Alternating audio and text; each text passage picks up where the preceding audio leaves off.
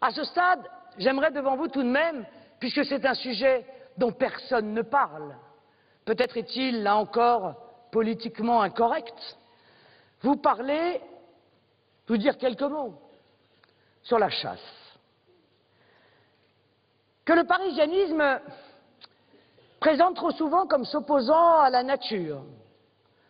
Or, qui connaît mieux la faune et la flore?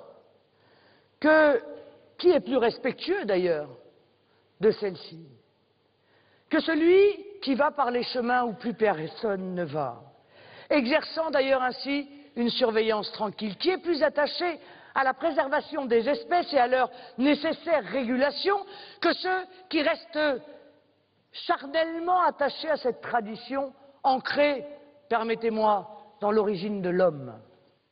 Il est temps, je le crois, de ne plus considérer les chasseurs comme des barbares. Oh, bien sûr, il y a sûrement dans leur rang quelques individus stupides qui se refusent à toute règle et qui ne respectent pas ou rien. Mais ils sont l'exception, mes chers amis. La réalité, c'est que l'immense majorité des chasseurs participent à un équilibre fragile.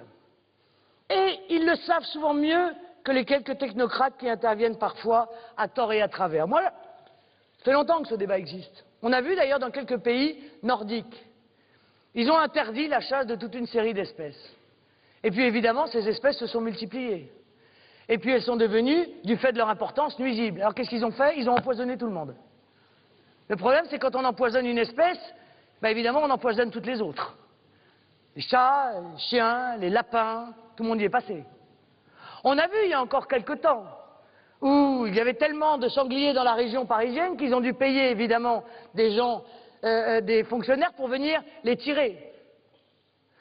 On voit bien qu'il faut évidemment faire confiance à ceux qui ne gèrent pas notre faune à coups de statistiques, mais qui la vivent au quotidien et qui sont aussi les transmetteurs, les relais de connaissances ancestrales sur les cycles et les équilibres de la nature.